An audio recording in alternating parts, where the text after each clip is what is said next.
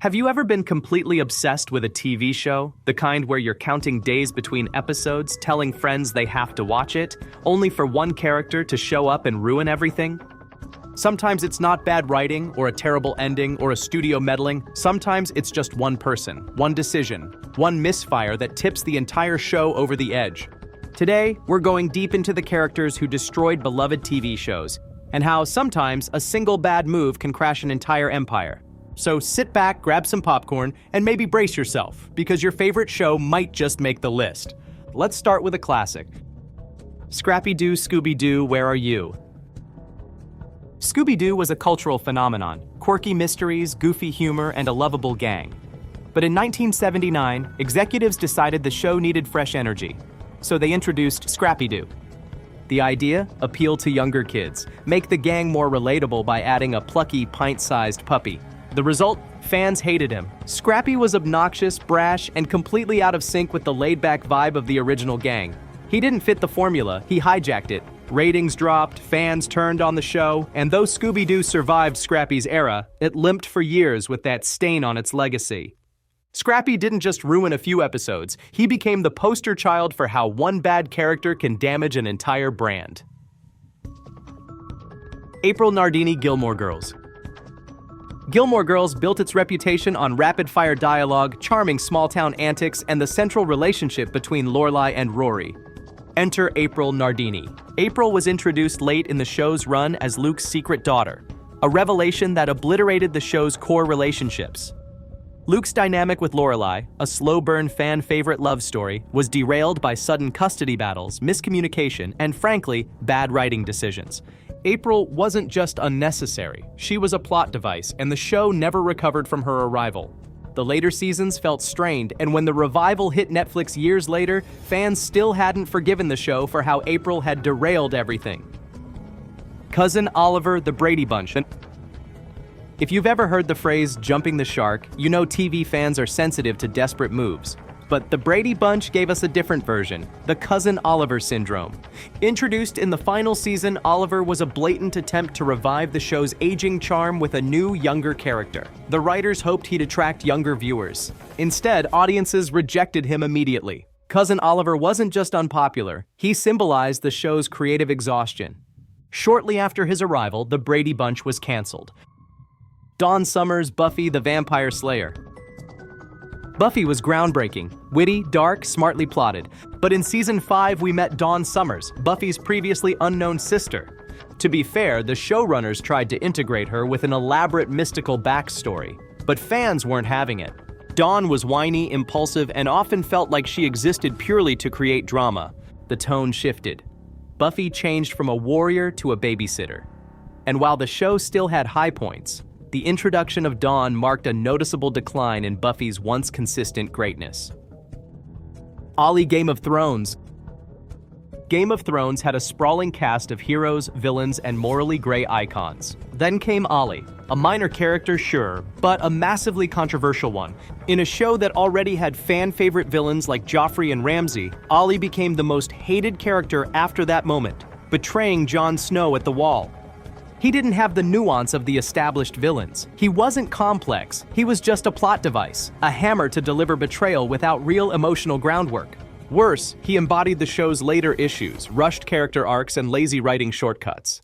Olly didn't ruin Game of Thrones alone, but he was an early sign of cracks that would eventually split the series apart. Mandy Hampton, The West Wing. The West Wing is a masterclass in political drama. But even it had missteps, and one of the biggest was Mandy Hampton. Brought in during the first season as a political consultant and potential romantic interest, Mandy was abrasive and disconnected from the main cast's chemistry. Worse, she was badly underwritten. One episode she's essential, the next she's barely there. By season 2, she vanished without explanation. Today, going to Mandyville is a West Wing fan term for characters who disappear without reason. And Mandy remains a textbook example of how a poorly conceived character can break the flow of an ensemble cast. Nikki and Paulo, Lost. Lost was a cultural juggernaut, ambitious, serialized storytelling at its finest. but even Lost had missteps. In Season 3, fans met Nikki and Paulo, two background survivors suddenly thrust into major storylines. Audiences hated them. They didn't feel earned, they didn't click with the core group, and worse, their introduction felt like a distraction from the show's main mysteries. Fan backlash was so intense that the writers killed them off in a Buried Alive episode, a rare case of a show admitting, yeah, this was a mistake. Nikki and Paulo's arc is short but infamous, proof that even great shows can stumble hard with character introductions. Andrea, The Walking Dead. The Walking Dead had no shortage of divisive characters, but Andrea, she's in a league of her own. In the comics, Andrea is a beloved sniper and a crucial member of the group. On TV, she became frustratingly inconsistent, often making baffling decisions that alienated viewers. Fans grew tired of her moralizing poor judgment and the way she dragged down the pacing of an already slow show.